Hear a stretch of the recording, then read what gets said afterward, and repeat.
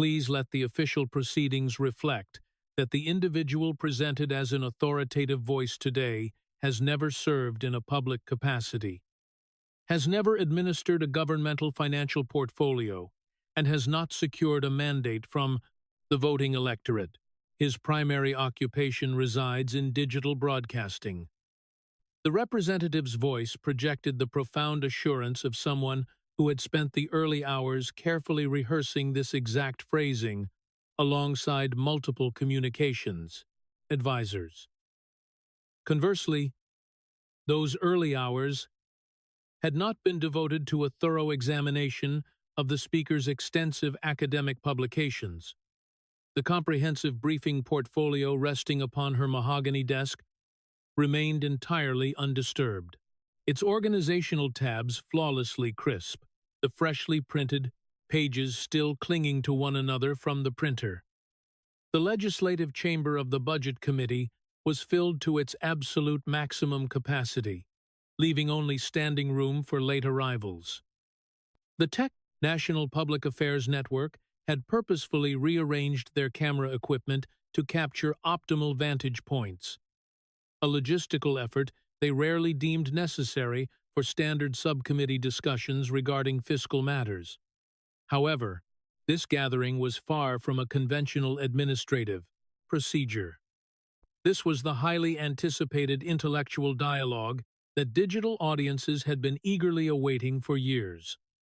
The guest's desk was situated beneath the elevated semicircle of the LUF committee members, a deliberate architectural design intended to physically elevate elected representatives above the citizens who arrived to offer their perspectives.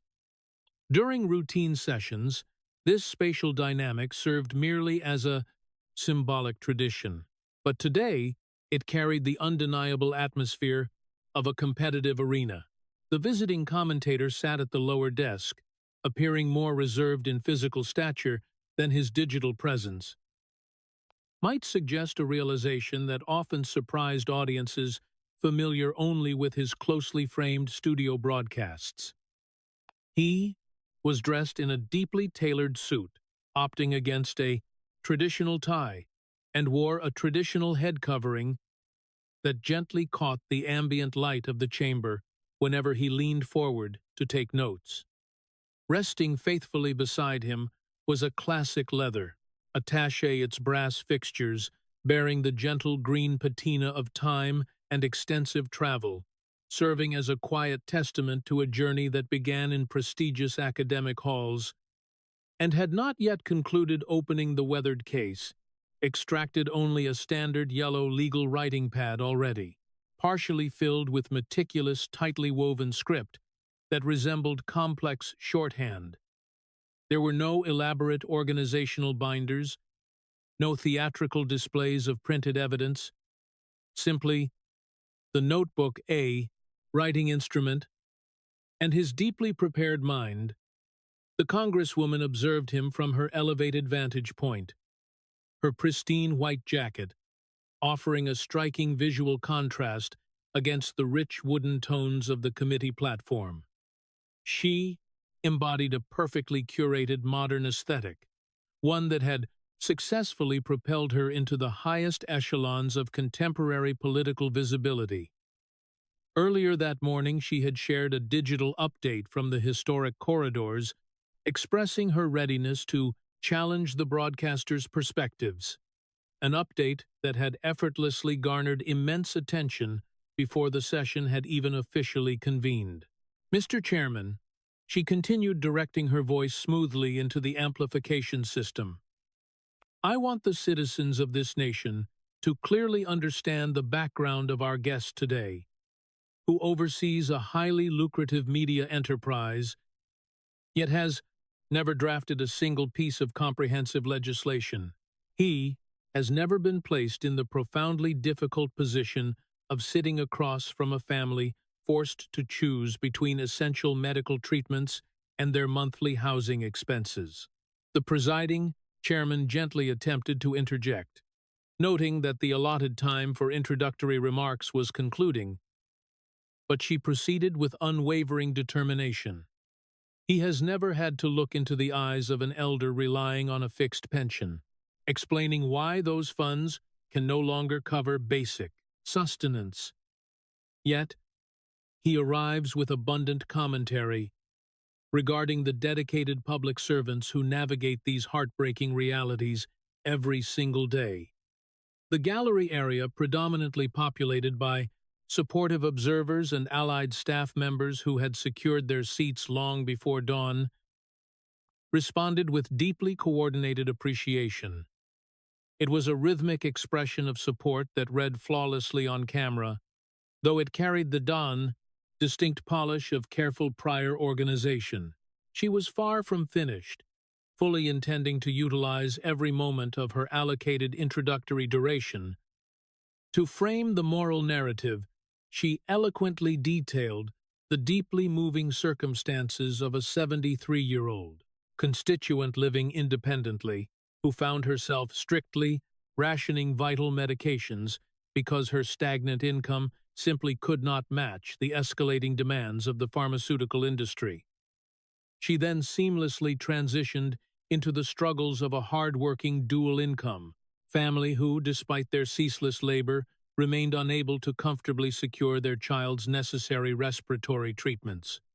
Her vocal intonations softened perfectly at the most poignant moments, her expressions masterfully conveying profound empathy. She possessed an undeniable talent for this specific art form, transforming abstract socioeconomic statistics into deeply resonant human stories, translating cold data into compelling emotional appeals.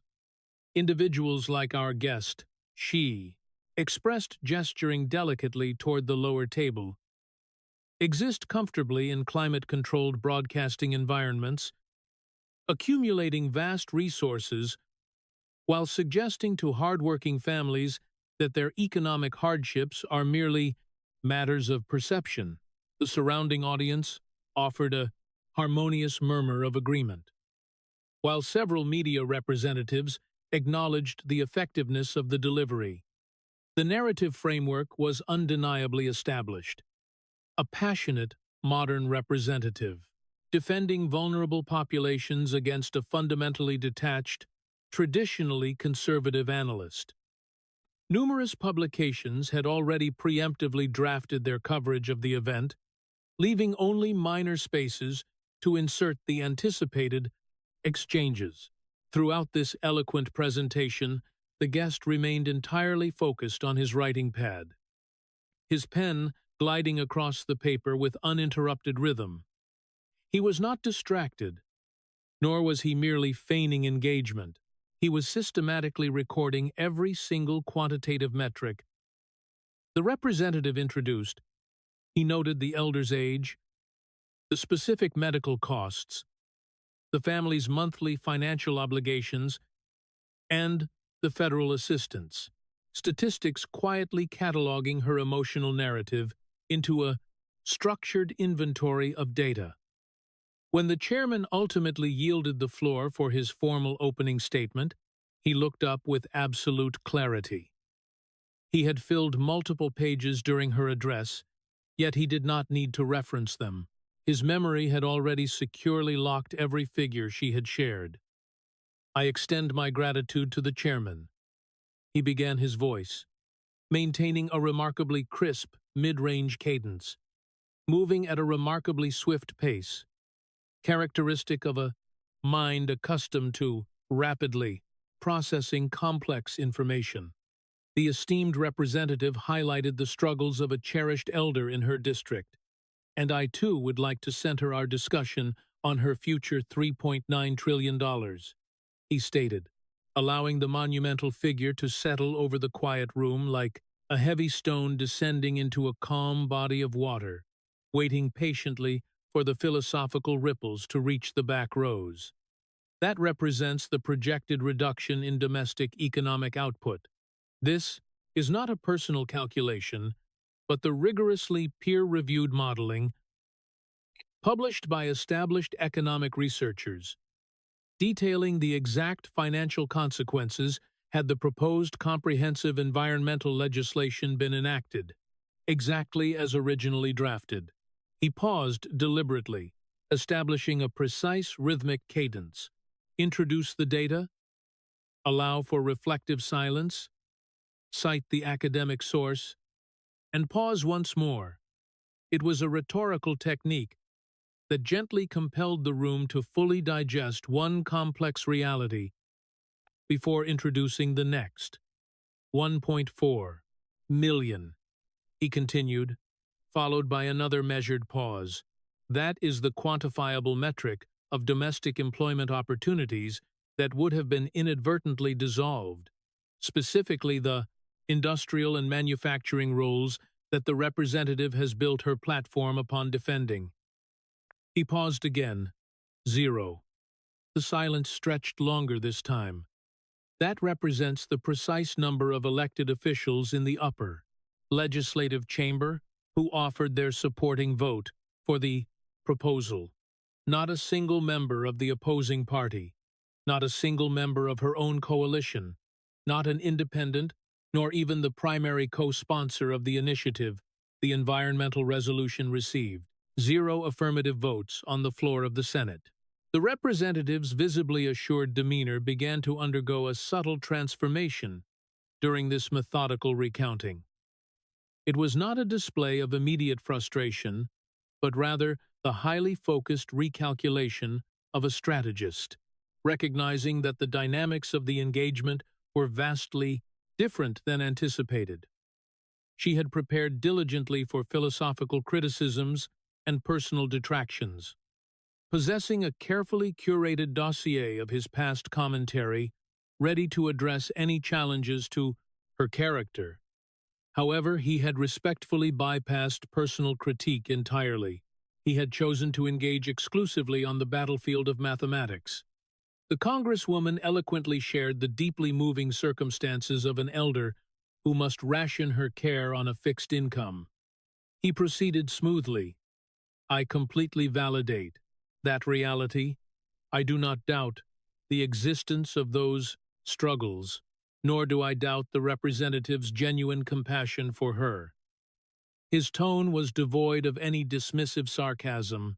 He was treating her emotional appeal with deep respect, intentionally validating her empathy just before he fundamentally redirected its application. Under the framework of the proposed environmental transition, that same elder's fundamental utility expenses are projected to escalate between 12 and 14%. Once again, this is not a subjective prediction, but the comparative regulatory modeling provided by the Federal Energy Information Administration. He directed his gaze respectfully toward the broader committee. Economically vulnerable households allocate approximately 23% of their total available resources toward energy, whereas affluent households allocate roughly 7%. When sweeping policies universally increase foundational energy costs, those with vast resources comfortably absorb the impact. They adapt through premium green technologies, and they utilize available tax benefits. The economically present enters and the economically present entepigrises disadvantaged cannot absorb such shifts. They are fundamentally forced into agonizing choices between basic comfort and basic nourishment. Turning his attention back in her general direction, he framed his conclusion as an address to the broader public through her legislative record. This comprehensive environmental proposal is not an inherently progressive safeguard. Structurally, it represents one of the most economically regressive regulatory concepts presented in recent history. It does not predominantly penalize the affluent. It inadvertently penalizes those trying to keep their homes warm. It strains the budget of the parent whose livelihood relies on traditional transportation, especially when regional infrastructure plans pivot funding away from essential local transit toward massive intercity rail projects they may never utilize. Representative, the definitive policy upon which you have deeply anchored your public service inadvertently creates further hardship for the very citizens you just so beautifully defended. The chamber absorbed this perspective in layered stages. The historically supportive gallery quieted significantly, not from a place of sudden agreement, but because responding to a structurally sound, data-driven argument requires a substantially different cognitive approach than cheering for an emotional narrative, and constructing those factual rebuttals requires deep consideration. The senior communications advisor, positioned directly behind the committee platform, subtly paused his digital coordination to observe the shifting tide. The representative leaned confidently toward her microphone, her voice maintaining an impressive steadiness. She was far too seasoned to display any sense of unease. Our guest must acknowledge that the long-term financial implications of ecological inaction are widely projected to exceed $2 trillion annually. Within a few decades is the suggestion truly that society should embrace absolute complacency. It was an entirely reasonable and philosophically sound counter-inquiry. In a standard debate environment against a conventional participant, it might have successfully shifted the momentum. However, the guest's counterpoint arrived with astonishing swiftness, delivered smoothly, as though he had been anticipating this precise theoretical detour since before his arrival. The official federal projections indeed estimate a $2 trillion impact, but that horizon is set toward the end of the century. Conversely, the immediate implementation costs of your proposed framework range between $5 and $93 trillion in the near term, according to peer-reviewed analysis from established policy forums.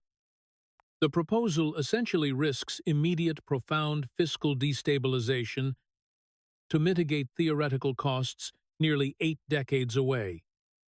In traditional economics, that strategy is not classified as prudent. Insurance. It is akin to deeply endangering a community's current foundation to prevent a hypothetical future weather event. She processed the exchange carefully. She was intimately familiar with these broader counter-arguments, but she was accustomed to the traditional tempo of standard legislative discussion, where speakers generally required generous introductory preambles before articulating their core premise. The guest, however, operated on the hyper-efficient rhythm of digital media, where any hesitation results in a loss of audience retention. He had successfully delivered a structurally complete, fully cited economic philosophy. In the brief moments it takes most colleagues to adjust their microphones, attempting to pivot the philosophical terrain, she countered the global consensus of leading ecological scientists undeniably points toward which specific models he inquired. Interrupting gently and conversationally, mimicking the tone of a colleague seeking simple clarification during a thoughtful academic dinner. The international panels project a warming spectrum of 2 to 4 degrees. That spectrum represents a range of complex variables, not an absolute guarantee of immediate global catastrophe. Furthermore, none of those highly respected published models forecast the imminent collapse of civilization within a 12-year window, which was the precise time frame prominently utilized to market this, a legislation to the public. Not a single one. In the press area, a journalist quietly cross-referenced the citation on her personal device, confirming its absolute accuracy before setting her pen down in quiet observation. The representative instinctively reached for her beautifully prepared briefing materials, scanning the indexed pages for a substantive statistical retort. Unfortunately, the selected document offered only broad thematic talking points. The type of high-level messaging perfectly suited for brief television segments where complex concepts are simplified for mass consumption. rather than rigorous academic defense. The pages offered nothing of substantive numerical weight. The guest astutely observed this brief moment of organizational searching. He noted the subtle movement of her gaze across the text, and the slight, almost imperceptible tension in her expression as the necessary data remained elusive. Representative, he offered his tone, resting perfectly on the narrow boundary between professional courtesy and strategic dominance. If you require a brief moment to consult your staff's documentation, I am perfectly comfortable waiting. In the secondary, seating row, her communications director pressed his hands firmly against his lap, looking upward in silent realization. In the realm of high-level public discourse, the most deeply resonant maneuver is not a raised voice or a dramatic accusation. It is the polite offering of additional preparation time on a national broadcast, beautifully highlighting a perceived lack of readiness. The session had barely crossed the 40-minute mark and was already vastly exceeding the traditional boundaries of committee protocol. The presiding chairman, anticipating a routine and highly predictable review of fiscal projections, watched the carefully structured agenda organically dissolve. The subsequent speakers, scheduled for the afternoon, were now essentially rendered irrelevant by the gravity of this singular exchange. She intrinsically understood the shifting dynamics. She was a phenomenally talented political communicator, and those who historically underestimated her strategic capabilities rarely made the same miscalculation twice. She could vividly feel the overarching narrative gently pulling away from her original design. This session was intended to be a magnificent showcase of progressive economic vision. Instead, it was transforming into a highly rigorous real-time stress test of detailed policy, comprehension, and the terrain was undeniably challenging. She instinctively opted for an offensive posture, a historically successful instinct, though perhaps misapplied. In this specific context, you confidently reference selectively conservative policy institutes as though their projections represent absolute truth. Their organizational directive is inherently structured to present progressive initiatives in the most financially burdensome light possible. He nodded with what appeared to be genuine intellectual appreciation for the critique. Your assessment of their institutional perspective is entirely fair. Therefore, let us rely exclusively on a profoundly neutral source, the Congressional Budget Office. This nonpartisan mandated authority evaluated comparable energy transition frameworks and projected implementation costs reaching up to $4 trillion over a single decade. Would you like to mathematically dispute the findings of the government's own deeply impartial budget office? She gracefully bypassed the direct inquiry, choosing instead to pivot back toward her most deeply held conviction, the overarching moral urgency of the global climate conversation. Let us deeply examine the concept of true urgency, he smoothly interjected, and for the first time, his delivery carried a profound, sharpened focus, not born of anger, but of someone who had been patiently waiting for an intellectual gateway to open. Several years ago, on a prominent evening broadcast, you stated, with absolute certainty, that humanity faced a definitive 12-year window before facing catastrophic, irreversible consequences if massive transitions were not immediately enacted. The global timeline has progressed significantly.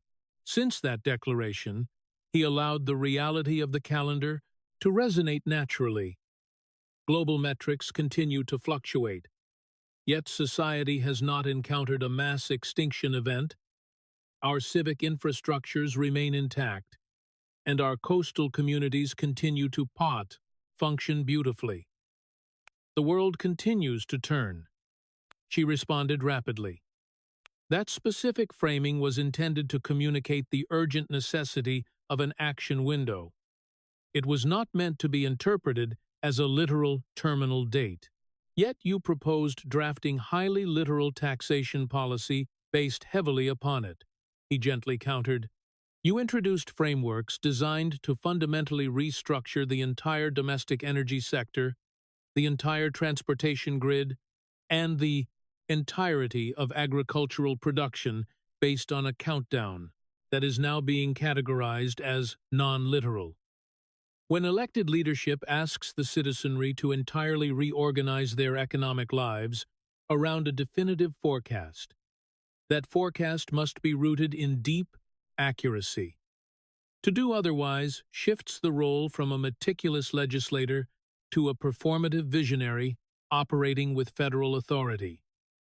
A quiet murmur of restrained amusement drifted from the press, seeming completely absent of malice, but deeply indicative of the rhetorical effectiveness of the point. Her expression deepened, yet she maintained exquisite discipline.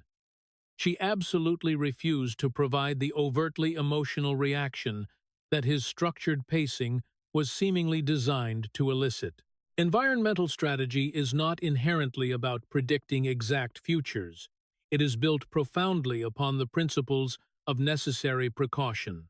If it is strictly a matter of precaution, why employ the rhetoric of definitive apocalyptic prediction? He inquired softly. The philosophy of precaution suggests making strategic investments in cleaner alternatives because they offer strong, long-term environmental and economic harmony. I can deeply respect and engage with that nuanced philosophy. However, the public messaging relied heavily on existential finality, and when the timeline proved flexible, the messaging shifted from objective warning to subjective metaphor. In the realm of global policy, those are fundamentally distinct realities. The atmosphere of the room had settled into a steady rhythm that heavily favored his style of rapid, factually dense exchanges, leaving minimal space for the expansive emotional narrative, building that traditionally served as her strongest communicative asset. She was essentially a brilliant marathon runner, forced to compete on a deeply abbreviated, highly technical track. Without warning, he shifted the topic entirely, utilizing the sheer speed of the transition as an intellectual maneuver, preventing her from establishing a firm defensive perimeter on one subject. Before the landscape altered, let us briefly review the specific legislative voting record regarding this signature proposal. When presented to the highest legislative body, the outcome was 0 affirmative votes. He paused thoughtfully, framing the moment with careful reflection. The primary architect of the proposal chose to vote present. Distinguished colleagues who deeply align with your broader philosophy also voted present. The most deeply allied members of your own ideological coalition reviewed the structural mechanics of the policy and ultimately could not bring themselves to formally support its passage. He allowed the sentence to trail off, employing a sophisticated rhetorical technique that allowed the audience to naturally form the conclusion in their own minds, ensuring the realization felt organic rather than imposed. She leaned toward the microphone, recalibrating her response. That specific voting procedure was a highly coordinated political maneuver designed purely to create an optical illusion of division. He countered smoothly. When the opposition votes against a measure, it is labeled obstruction. When deeply allied colleagues abstain, it is labeled a procedural maneuver. Is there any theoretical scenario where the legislation simply contained structural economic flaws? The inquiry hovered in the quiet chamber complex and undeniably challenging to dismiss. In the viewing area, her regional staff members were quietly but frantically communicating through digital channels, attempting to manage the rapidly evolving public perception of the dialogue.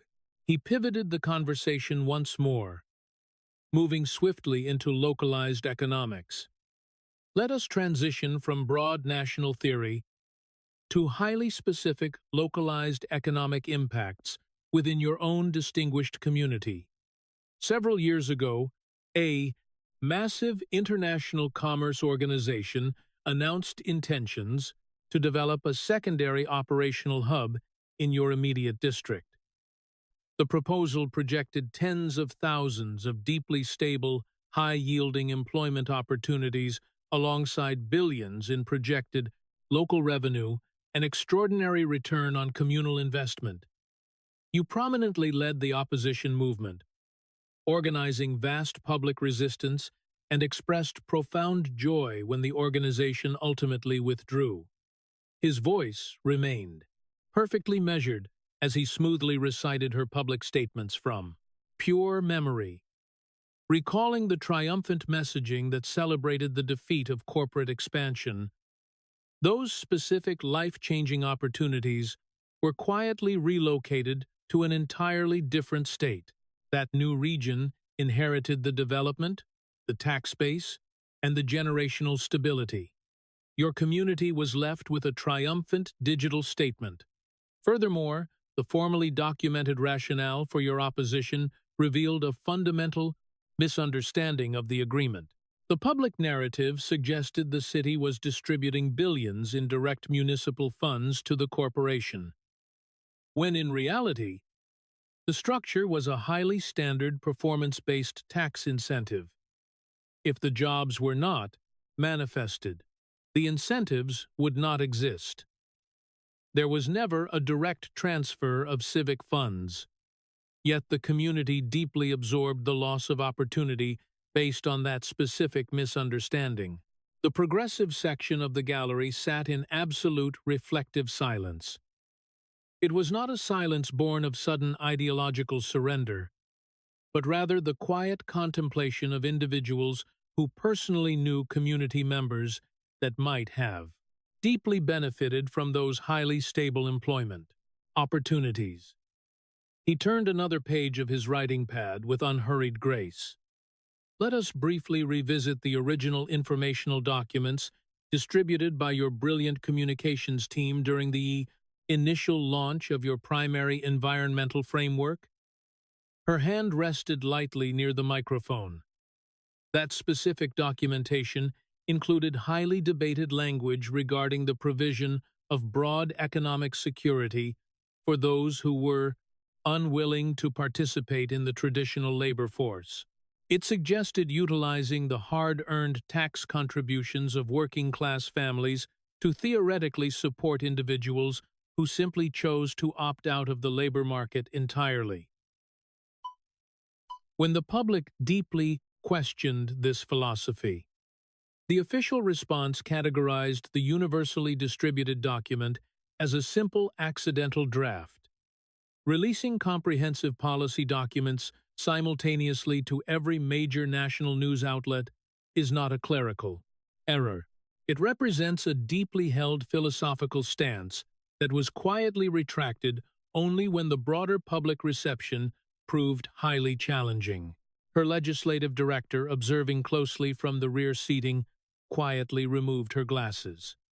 She had previously offered gentle counsel regarding the phrasing of those early documents, and was now witnessing the long-term resonance of those complex choices on a national platform. The representative deeply recognized the urgent need to disrupt his highly controlled tempo. He had masterfully dictated the rhythm of the engagement for the better part of an hour, delivering a deeply structured cadence of data that naturally restricted her ability to utilize her profound gifts for human connection. She needed to elevate the conversation from cold mathematics back to the deeply resonant realm of personal conviction and moral character. Mr. Guest. She expressed her voice, finding a beautiful, resilient steadiness as she rebuilt her narrative foundation in real time. It is profoundly simple. To sit in an elevated chair and offer theoretical criticism you have never been tasked with. The heartbreaking reality of choosing between maintaining a dedicated staff and funding essential voter outreach. You have not spent countless hours walking through rain-swept neighborhoods to hear the quiet tears of constituents, whose lives have been deeply fractured by systemic failures. It was a magnificent return to her most authentic, deeply compelling self. The audience responded with genuine, respectful appreciation. He patiently waited for the applause to softly conclude, "Representative, since you have so eloquently introduced the concept of authenticity and the deeply important alignment between public messaging and personal action, let us thoughtfully discuss the cultural events you choose to attend." The energy in the room shifted profoundly. During a highly publicized autumn evening, you attended a globally exclusive fashion gala, an environment where access requires an investment that vastly exceeds the annual income of most American families. The gathering was populated by extraordinary wealth, elite media figures, and international celebrities. The consolidated resources in that singular room were staggering. He spoke organically, pulling the details flawlessly from a well-ordered mind.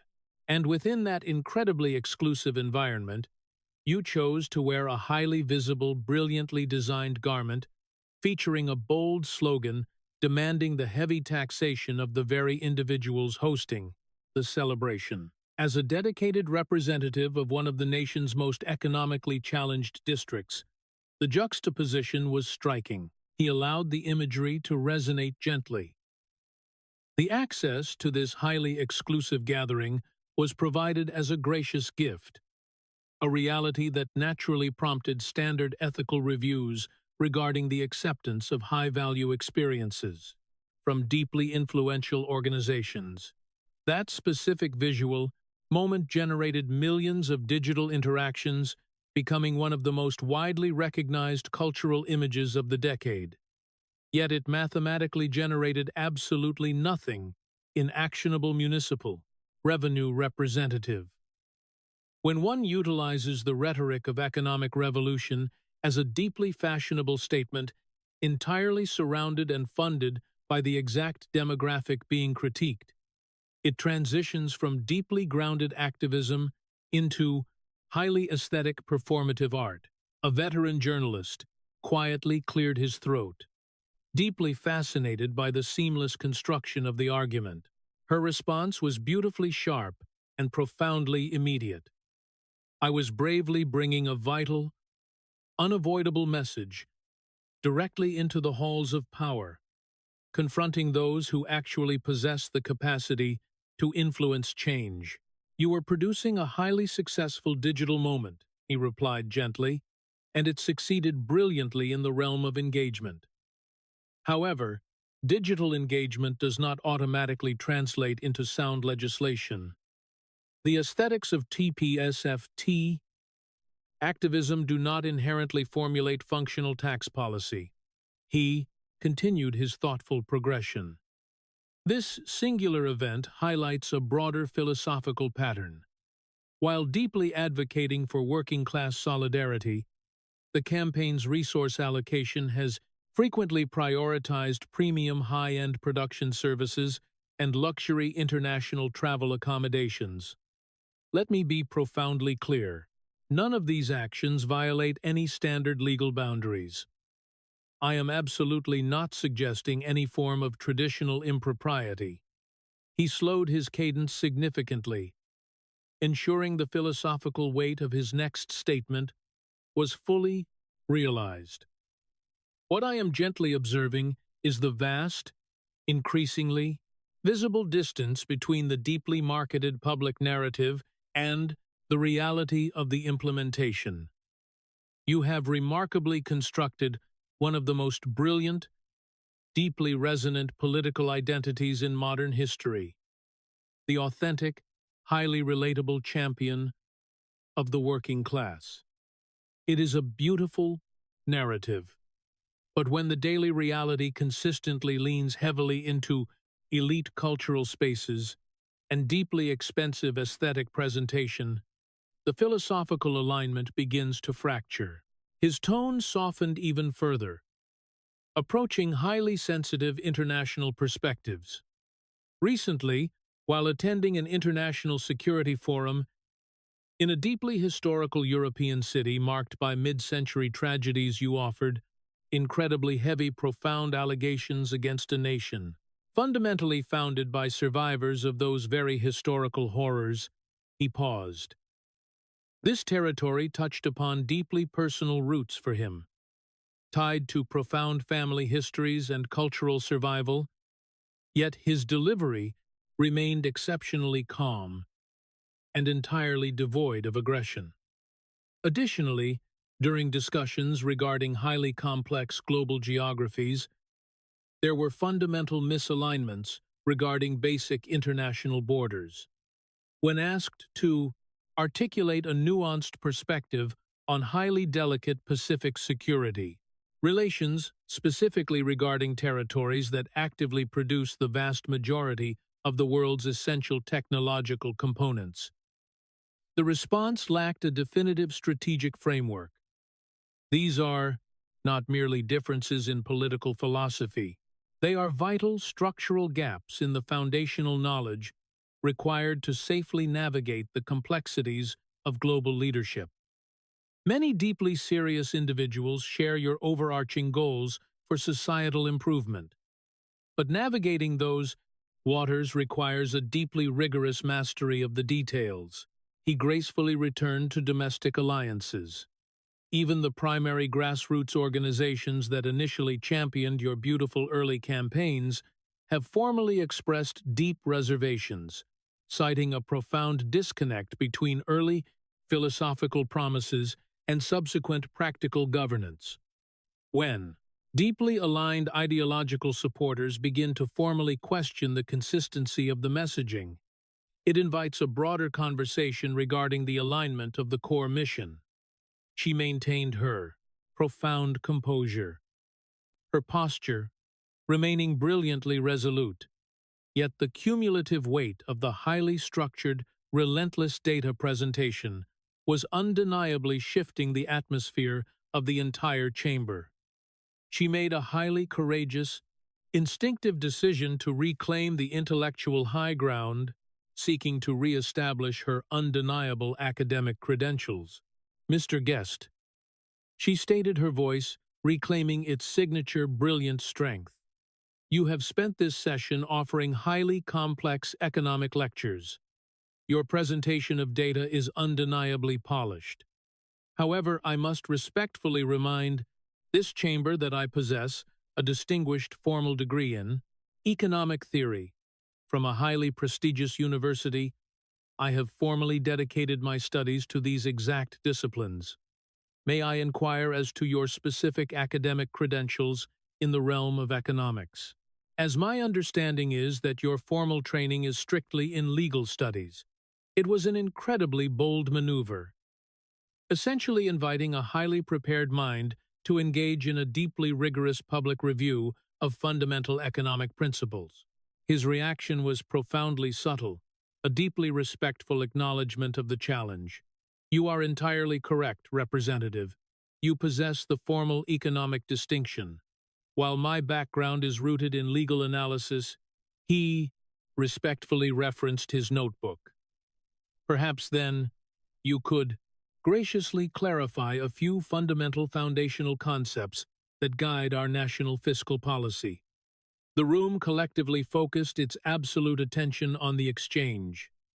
Could you kindly articulate the current baseline federal funds rate? The inquiry was deeply foundational, representing the core metric that influences nearly every aspect of consumer and commercial finance. A figure traditionally deeply familiar to those serving on highly influential fiscal committees. The representative paused. Thoughtfully, I did not arrive at this vital hearing to participate in a highly abbreviated academic examination, she replied with dignified grace. It is not merely an academic exercise, he responded gently. It is the singular most vital mathematical lever in our nation's monetary framework. What is the current rate? Following a respectful momentary silence, he quietly provided the exact figure, fully citing the appropriate federal, reserve documentation, and smoothly advanced to the next inquiry, without offering any critical commentary on the pause. For our second review, what exact percentage of all federal income contributions is currently provided by the top 1% of domestic earners? She confidently returned to her strongest thematic messaging. It is widely recognized that the most affluent do not contribute an equitable proportion to the societal foundation. That is a deeply understandable philosophical perspective, he noted. Yet, I am seeking the precise mathematical reality.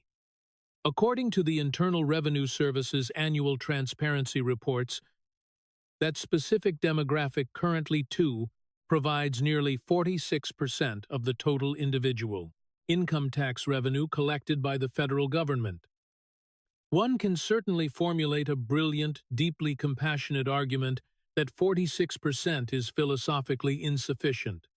However, stating that they do not contribute meaningfully requires a highly specific mathematical definition of what truly constitutes equitable. True legislative progress requires actionable mathematics, not merely deeply resonant slogans. Atmosphere within the committee room had transformed into an incredibly focused environment, entirely centered on the pure mechanics of policy creation. One final gentle inquiry he offered. As your platform frequently advocates for significantly elevating marginal tax frameworks, could you briefly explain the fundamental mechanics of the Laffer curve? This represented a deeply essential, foundational principle taught in nearly every introductory economic syllabus across the globe. A concept detailing the complex relationship between taxation rates and actual governmental revenue generation.